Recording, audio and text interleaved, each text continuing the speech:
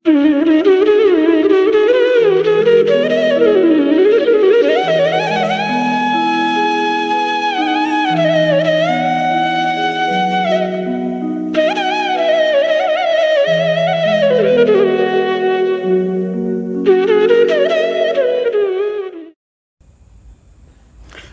सभी को हाथ जोड़कर प्रणाम।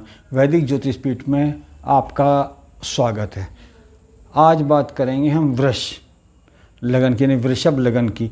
अगर आपकी जन्म लगन वृष है, 2 नंबर की है, तो यह वीडियो आप लोगों के लिए है। इस वीडियो को जो ज्योतिष सीख रहे हैं वो भी ध्यान से देखें कि प्रेडिक्शन कैसे किया जाता है, फलादेश कैसे किया जाता है, उससे आपको इस विषय में जानकारी प्राप्त होगी। तो सबसे पहले बात करते हैं हम आपकी लगन की, यानी शुक्र के। शुक्र आपके लगन में ही हैं और इस महीने जो आपकी लगन है उसको बल मिलता है, वो स्ट्रांग होती है। स्वास्थ्य सही रहेगा आपका, हम स्वास्थ्य की बात करेंगे। और अगर कोई हारी बीमारी है तो वो नहीं रहेगी। स्वास्थ्य ऑल इन ऑल पूरे के पूरे महीने आपका उत्तम रहेगा। और लगन से पद प्रतिष्ठा भी मिलती है। अगर जहाँ पर भी आप अपना जॉब कर रहे हैं, चाहे वो सरकारी है और चाहे वो निजी क्षेत्र में है, तो इस महीने आपका प्रमोशन यानी पद प्रतिष्ठा मिलने की संभावनाएं बनती हैं।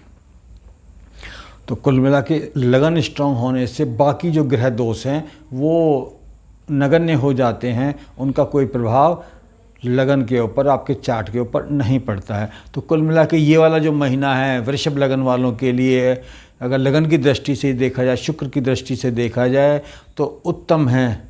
जो आपको सभी क्षेत्र में, चाहे वो धन का है, चाहे स्वास्थ्य का है, चाहे वो व्यापार का है, चाहे जॉब का है, उसमें आपको लाभ देने वाला साबित होगा।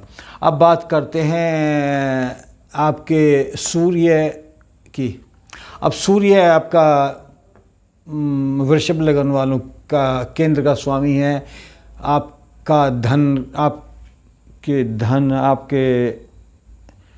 लग्जरियस, आपकी गाड़ी, आपका वाहन, आपका घर, आपका प्लॉट, आपके सुख सुविधाओं का स्वामी है। और कुटुंब भाव में, यानी कि लाभ वाले भाव में, धन वाले भाव में जा कर के स्थित हो गया है। तो ये वाला जो कॉम्बिनेशन होता है, जब आप यहाँ से यहाँ देखते हैं ये वाला, तो केंद्र का और इस धन का जब संबंध बनता है, तो कहीं ना कहीं जो सूर्य है आपको बल देता है, धन प्राप्त कराता है। और विशेषकर पिता से, या जो पिता के समान लोग हैं, जो आपसे बड़े हैं, जो घर के हेड हैं, उनकी मदद से आपको धन की प्राप्ति होती है और आपका जो बैंक बैलेंस है उसमें वृद्धि होगी। ये महीना आपको धन देगा ही देगा, क्योंकि अगर हम साथ के साथ अगर बृहस्पति को देखें तो बृहस्पति आपका लाभेश से संबंध बना रहा है, यानी बृहस्पति आपका लाभेश भी है और आके धन भाव में बैठ जाए। तो ये वाला जो कॉम्बिनेशन होता है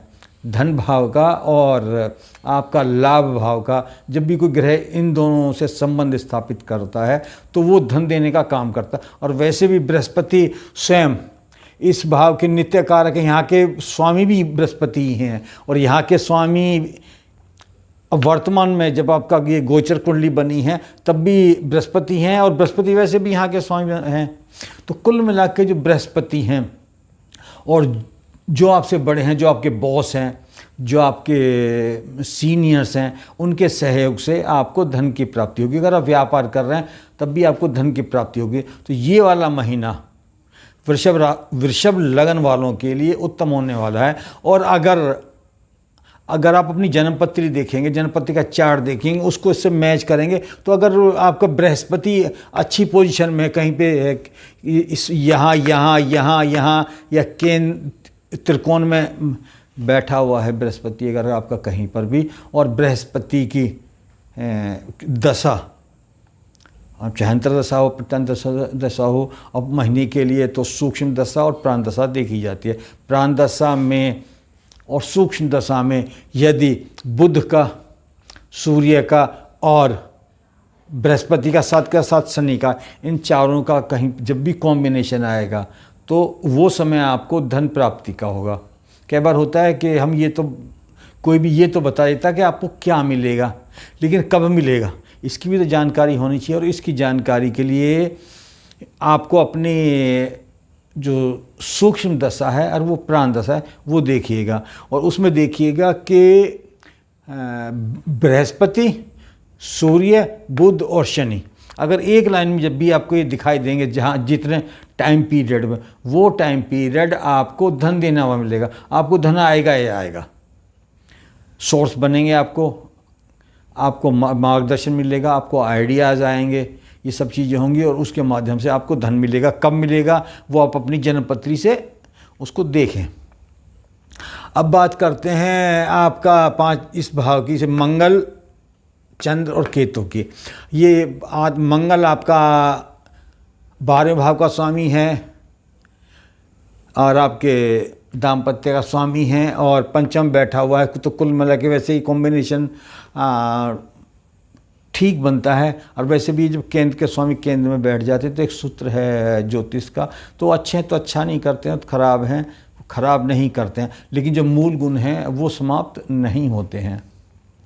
मूल गुण अच्छे हैं, और क्योंकि जब भी केंद्र में कोई ग्रह बैठता है तो शुभ ही देता है। लेकिन अब ये 12वें भाव का स्वामी भी है आपका मंगल, और आपका धन, आपके जमीन जायदाद, वाहन और लग्जरियस चीज़ें वहाँ के बैठ जाता है, तो वो कहीं पे भी बैठेगा वो उन चीज़ों में कम ही करेगा। यानी कि जो लग्जरियस चीज़ें हैं वो आपकी कम होंगी, और सुख सुविधाओं में कहीं ना कहीं आपको ये महसूस होगा कि उतना आनंद नहीं आ रहा है।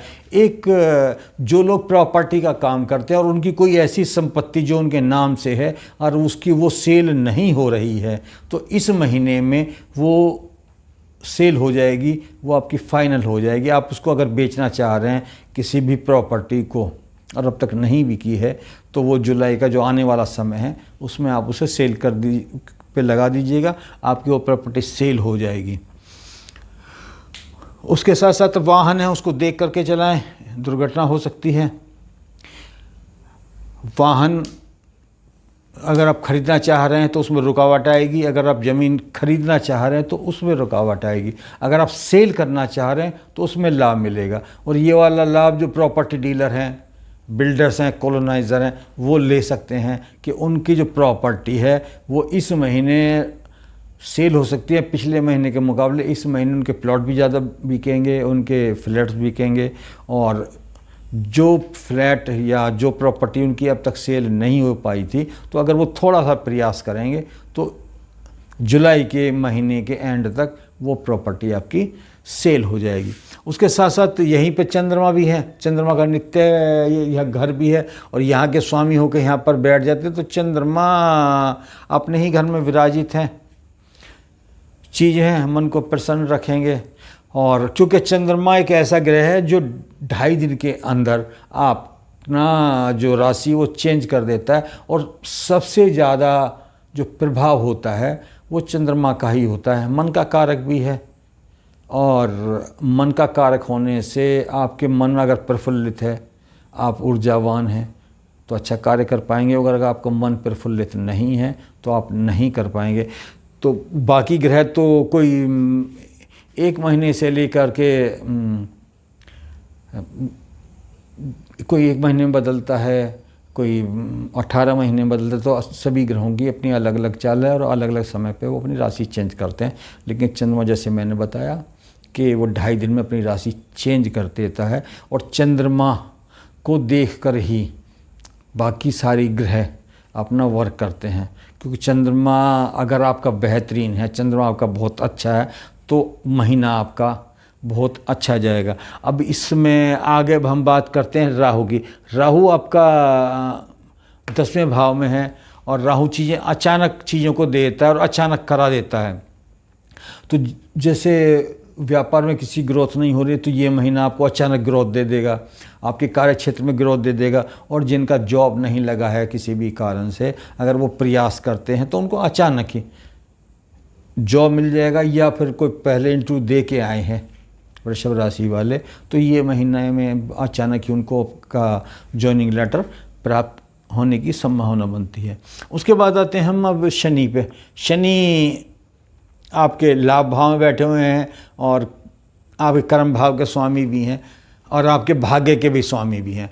तो वृषभ राशि वालों का भाग्य भी बढ़ेगा, जॉब भी प्राप्त होगा, व्यापार में भी वृद्धि होगी और जिनको जॉब नहीं मिला है उनको जॉब मिलने की संभावना। लेकिन शनि की एक बात है जो हम हमेशा कहते हैं कि शनि मेहनत कराता है, परिश्रम कराता है, और अगर आप परिश्रम करते हैं तो आपको फल की प्राप्ति भी होती है। व्यापार में वृद्धि चाहते हैं तो थोड़ी सी मेहनत कर लीजिएगा, कंपटीशन में चाहते हैं तो थोड़ी सी मेहनत कर लीजिएगा, भाग्य में वृद्धि चाहते हैं तो कठिन परिश्रम कर लीजिएगा।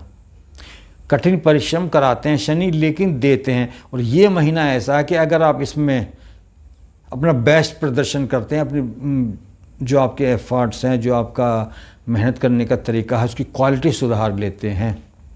क्योंकि जो वर्क जो है ना जी, वो मेहनत के साथ साथ वो तरीके वाला भी होना चाहिए, वो क्वालिटी वाला भी होनी चाहिए। यानी वर्क के अंदर जो हार्ड वर्क के साथ साथ अगर आपकी क्वालिटी है तो चीज़ें ज़्यादा अच्छा फल देती हैं। तो कुल मिला के ये है कि वृषभ राशि वालों के लिए ये वाला जो महीना है उत्तम फल देने वाला। लेकिन क्योंकि शनि, ये जो केतु है, ये अपनी शत्रु राशि में बैठा हुआ है, तो कहीं ना कहीं ये थोड़ा सा, अब क्योंकि केतु की सीधी दृष्टि राहु पर है और दोनों ही शत्रु हैं, केतु राहु का शत्रु है और राहु केतु का शत्रु है। अब शत्रु रहेंगे, सीधी दृष्टि, वैसे जितनी भी राशियाँ होती हैं और जितनी भी लगन होती हैं वहाँ राहु और केतु आमने ऐसे 180 डिग्री पर ही होते हैं और दोनों शत्रु हैं और दोनों एक दूसरे के प्रभाव को रोकते हैं। और राहु जब अकेला होता है तब ज़्यादा अच्छे फल देता है। अब राहु तो अकेला है,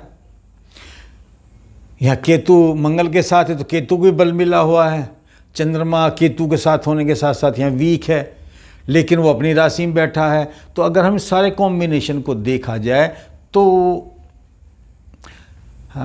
आपको जो पॉजिटिव रिजल्ट है, जो अच्छे रिजल्ट है, वो ज़्यादा मिलेंगे और नेगेटिव रिजल्ट कम मिलेंगे। अब जो आपके नेगेटिव रिजल्ट हैं उनको कम कैसे किया जाए, और जो पॉजिटिव रिजल्ट है, जो अच्छे रिजल्ट है, उन्हें कैसे बढ़िया किया जाए। तो उसके लिए अगर आप भगवान की शरण में जाते हैं, क्योंकि किसी भी चीज़ को, जो कर्मों का जो लेखा जोखा है, उसमें परिवर्तन करने का जो पावर है वो केवल भगवान के अंदर है और किसी के अंदर नहीं। और आपने मनुष्य का जन्म लिया है तो आप अपने प्रयास से उसमें परिवर्तन कर सकते हैं। तो यहाँ पर केतु है और यहाँ पर जैसे शनि आए वैसे लाभदायक हैं, लेकिन शनि जहाँ जाते हैं उन चीज़ों को भी कम कर देते हैं। अब इन दोनों के प्रभाव को अच्छा करने के लिए ये आपके किसी भी कार्य में रुकावट ना डालें, तो इसके लिए क्या किया जाए? इसके लिए की जाती है भगवान शिव की पूजा, यानी भगवान शिव की शरण में जाएं आप। और अगर आप भगवान शिव की शरण में जाते हैं, भगवान का पूजन करते हैं, भगवान शिव का अभिषेक करते हैं, तो किसी भी ग्रह का आपके ऊपर कोई प्रभाव नहीं आएगा। और वृषभ राशि वालों के लिए जो जुलाई का महीना है, वृषभ लगन की बात कर रहा हूँ, वृषभ लगन वालों के लिए जो जुलाई का महीना है वो उत्तम रहेगा। अब शिव भगवान का पूजन कैसे करें? पूजन के लिए क्या होता है, या तो षोडशोपचार से पूजा की जाती है और उसके बाद उसमें 16 उपचार होते हैं। वो कैसे की जाती है उसकी एक अलग सी वीडियो हम बनाएंगे कि आप भगवान शिव की जो पूजा है वो श्रावण मास में कैसे करें। तो 11 जुलाई से श्रावण मास लग रहा है, और अगर आप कुछ समझ में नहीं आता तो आप प्रतिदिन पूरे सावन के महीने शिव मंदिर जाएं, भगवान का अभिषेक करें। और भगवान का अभिषेक करने के लिए भगवान के नाम से अभिषेक कर सकते हैं, नमः शिवाय से कर सकते हैं, या फिर आप कर्पूर गौरम कर्णा अवतारम नमः शिव शंभु नमः शिव शंभु ये बोलते हुए अभिषेक करें, बेलपत्र चढ़ाएं और भगवान से प्रार्थना करें कि हे प्रभु, जाने अनजाने में जो गलती हुई हैं उन्हें क्षमा कर दें, और मेरी जो जन्म पत्री है उसमें जो भी दोष हैं, जो भी ग्रह दोष हैं, जो भी ग्रह बाधाएं हैं, उन्हें सबको समाप्त कर दें, और मेरा जो ये महीना है वो उत्तम हो। मैं आपकी शरण में हूँ, मेरे ऊपर अपनी कृपा करें। अगर बहुत कुछ नहीं आता तो आप प्रतिदिन पूरे सावन के महीने अभिषेक करें, एक बेल पर चढ़ें और अपनी प्रार्थना बोलें और अपने घर आ जाएं। विशेष पूजन कैसे किया जाता है, पूरी पूजा कैसे की जाती है, षोडशोपचार से पूजा कैसे की जाती है, उसे आप अपने घर पे भी कर सकते हैं और किसी शिवालय में जाके भी कर सकते हैं। उसके लिए एक वीडियो हम 1 या 2 दिन में डाल देंगे जिसमें पूरा विवरण होगा आपको कैसे करनी चाहिए। अगर आप उस प्रकार करते हैं तो अनंत फल की प्राप्ति होगी, यानी कि आपकी सभी मनोइच्छाएं पूर्ण होंगी। वैसे तो भगवान की शरण में जो भी जाता है और मन से समर्पित होता है तो उसकी इच्छाएं पूर्ण होती ही होती हैं। तो कुल मिला के जो वृषभ लगन वाले हैं उनके लिए जुलाई का महीना उत्तम रहने वाला है। और इसको और ज़्यादा उत्तम बनाना चाहते हैं तो आप भगवान शिव की शरण में जाइएगा, पूरे श्रावण मास में जाइएगा। भगवान शिव के लिए समर्पित होता है, भगवान शिव के सबसे प्रिय भी है। और आपने देखा भी होगा इस महीने में लोग कांवर भी लेके आते हैं और भगवान की शरण रहते हैं। जय भोले का जो जयकारा है वो लगता रहता है। तो इस वीडियो में इतना ही। साथ के साथ अगर आपको ये वीडियो हमारी सही लगती है तो आप इसको लाइक कीजिएगा। आने वाली वीडियो को जिसमें जो हम नए नए विषय लेके आएंगे उनको देखने के लिए आप हमारे चैनल को सब्सक्राइब कर सकते हैं। आज के लिए केवल इतना ही। सबको हाथ जोड़ के प्रणाम। जय हिंद, जय भारत।